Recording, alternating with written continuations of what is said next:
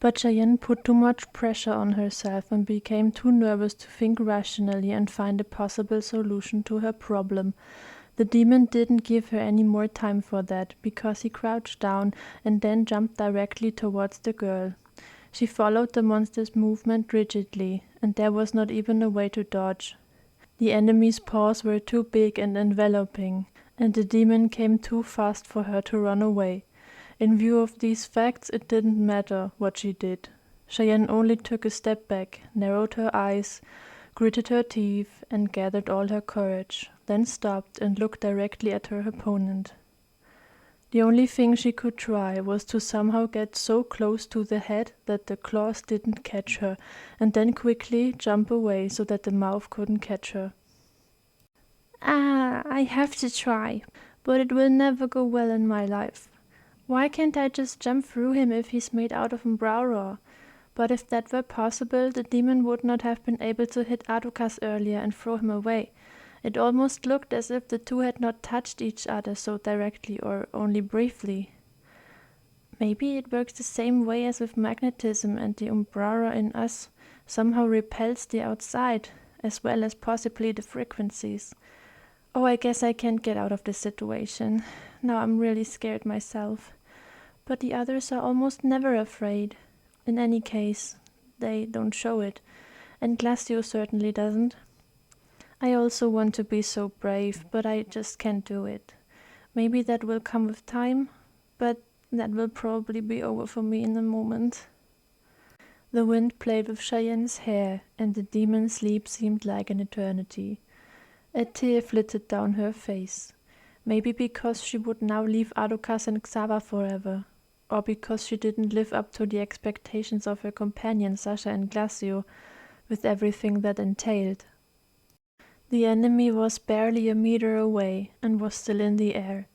But then, shortly before he met Cheyenne, he completely shattered into countless umbraura particles, and 3 thin, enormously pointed icicles became visible, floating in the air in front of the girl. They had destroyed the demon and now apparently stopped. Behind them, a little farther away, stood Glacio, holding his hand, the one that did not contain his sword, parallel to the ground. In the palm of his hand, focused magic shone in a light blue hue. A magic circle at the healer's feet was also colored, and his eyes also shone in this color. He uses elemental magic. His eyes glow light blue. Usually they're not like that, that is. When you do magic, the eyes start to shine. Wow. And he saved me once again. Now I also know what saved me from this man with the double blade on the beach of light. Glacio's ice magic.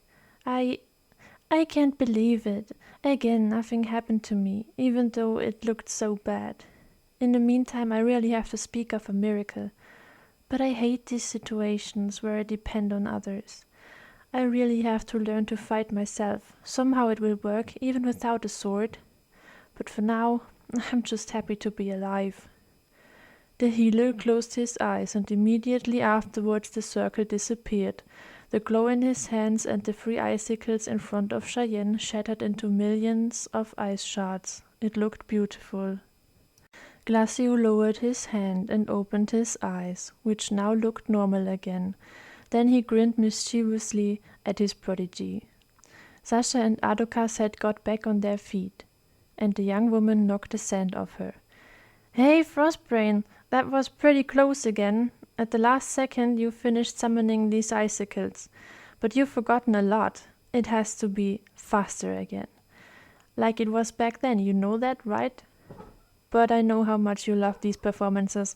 Such a last-second rescue action just makes more of a difference, especially when it comes to impressing girls, doesn't it? Complete idiot. But this is Cheyenne, and it's your job to protect her, not to impress her. Well, at least you managed to do it at all." Cheyenne felt the weight off her heart. Everyone seemed to be doing well, and the danger was averted for the time being. Glacio paid no further attention to Sasha and only looked at the girl. "He certainly wants to hear a thank you.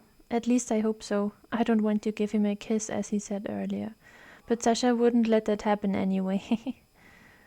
Cheyenne went to Glacio, and, keeping enough distance, stopped in front of him. "Thank you, Glacio. You saved me again." The healer tilted his head and came closer to his prodigy. "Nothing to thank, little angel.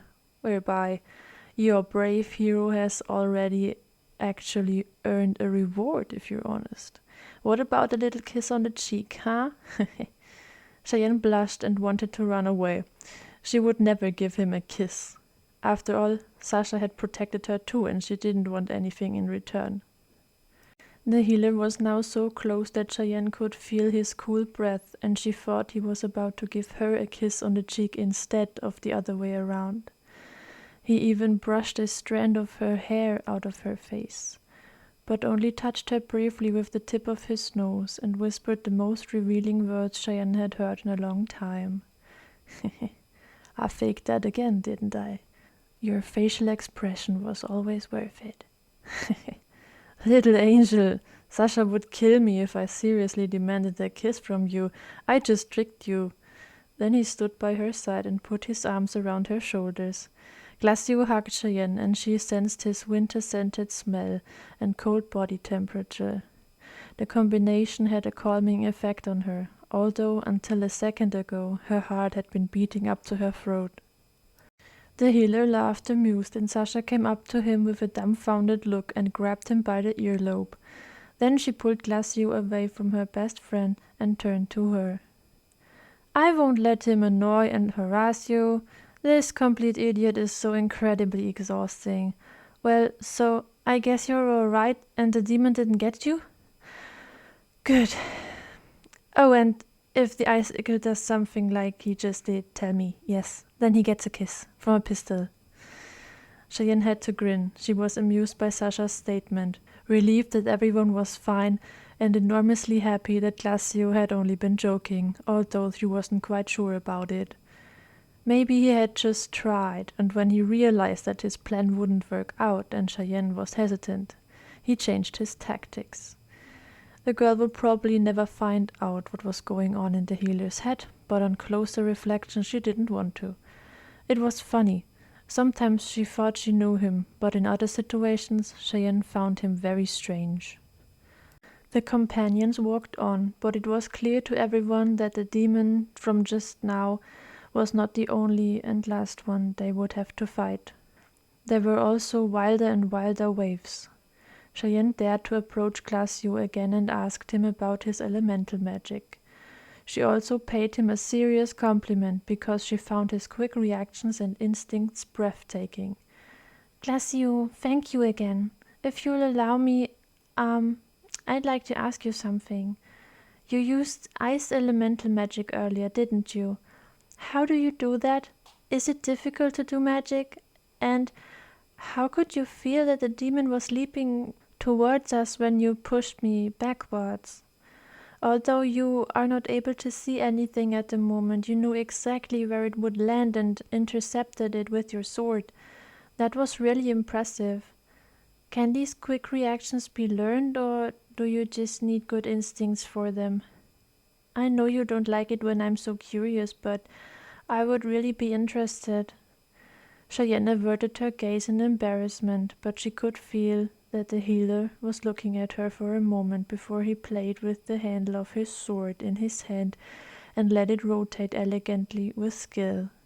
He turned his gaze forward again, and the girl did the same shortly afterwards. In a calm and serene voice, Glacio answered all her questions.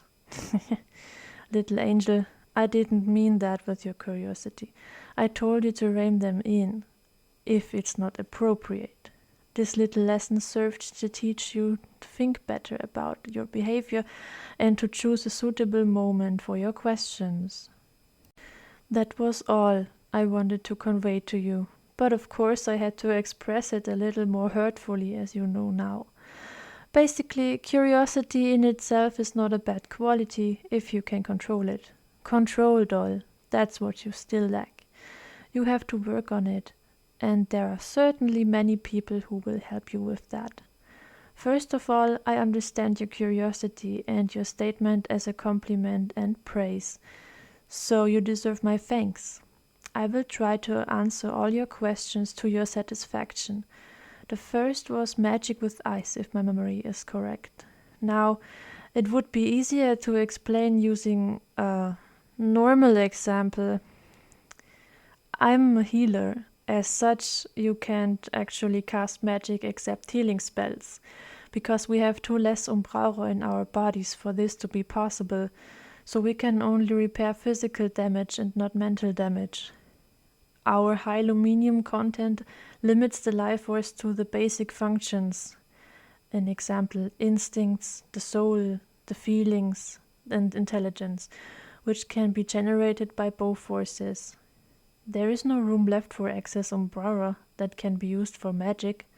If I hadn't taken part in this childhood experiment back then, I wouldn't be able to conjure up magic, and it also works differently for me than usual. While normal elemental magic is cast by Umbraura, which you already are aware of, I use luminium. At least when I do magic myself. My sword uses Umbrauro, just like any other elemental weapon. Now you surely want to know how it is possible to summon magic with luminium, the power of forms and bodies, am I right? On closer inspection, my type of magic does not fall under the mentioned category. It is much more a gift combined by, more or less, luck and chance, rather than real magic. First of all, my body has not been able to store heat since the experiment, as you know. Then, my element is ice, which means I can handle the cold well from birth. In addition, I am a healer and it is possible for me to master luminium surprisingly well.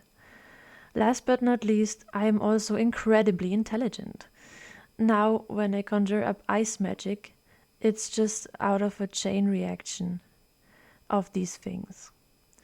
I get luminium from a healing spell, the strength of which I choose, so that more or less ice, more or less powerful or weaker, should achieve the final result in the end.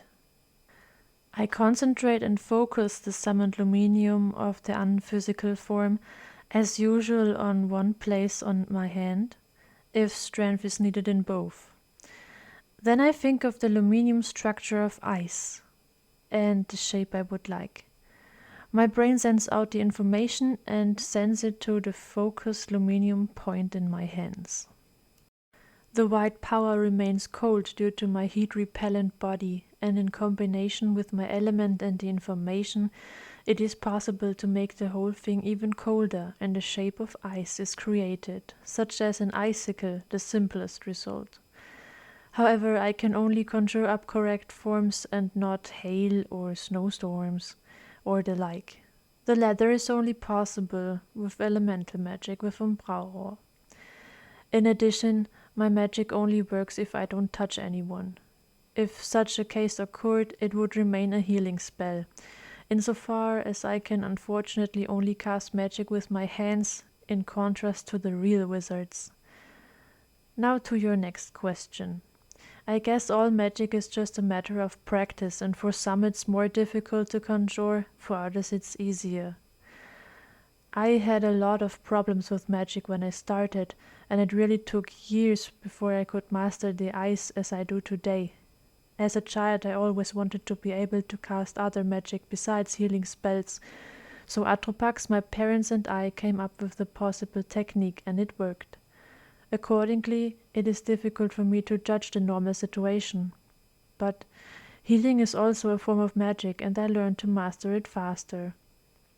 I would say that magic requires full concentration, also talent, an enormous amount of practice and patience. In a way, you can also answer the question yourself if you remember that your arrows come partly from your magic. Even if the weapon takes over almost completely, you have to cooperate. You said it took a long time for you to master it, so you have basically already received your answer. Your last curiosity is about instincts and reactions. It's actually just as complicated as with magic. Vast amounts of practice are your faithful friend and companion, and it is also partly due to birth. How you grew up also plays a role here. However, you can train instincts, but it is a difficult process because you are fighting against your own nature in a way. For example, if you want to train yourself off a little fear. But it is possible. The same applies to reactions. Just as with magic, a basic talent is not excluded. Of course, I don't want to say that I'm such a talented person, under no circumstances. But I have to admit I was flattered by your compliment, and to be honest, I think that we as the chosen ones have a fundamental advantage over others. This means that you could too train your instincts and reactions. It will take a lot of time, I speak from experience, but you are up to it. Although your lack of concentration in some situations could get in your way. For me it was easy to learn all this. I had the best of the best as teachers since I was little. It would be an honor for me to teach you what they taught me, if you will allow me, and it is not a thorn in your side that they belong to the other side. As long as they are good techniques, you should make use of them, exploit them, and eventually beat the light knighthood with their own weapons. The demon was easy to see through among your detailed descriptions. I just had to concentrate and could guess what was coming.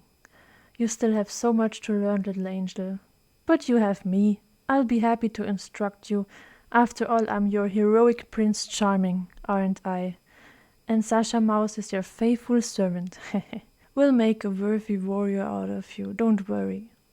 Glacio grinned at Cheyenne and she smiled back a little timidly. Sasha, who was walking behind them, came to Glacio's left side and gave him a pat on the arm. Servant! Pfft! The healer winked at his prodigy and put on an unusually friendly look, which resulted in Adokas, who was trotting next to Cheyenne, growling angrily at him. Oh, Adokas, he's not as bad as you always pretend to be. I think he's really behind us now. If not, he's really the best actor there is. I would love to trust him again, but it just doesn't work yet. Maybe that's a good thing?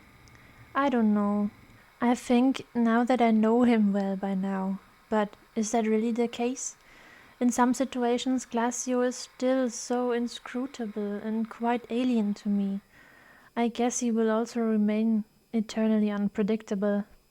What do I expect? That we become best friends? Pfft! He's the chosen one of light. I always forget that. I have to be much more careful in the face of that fact.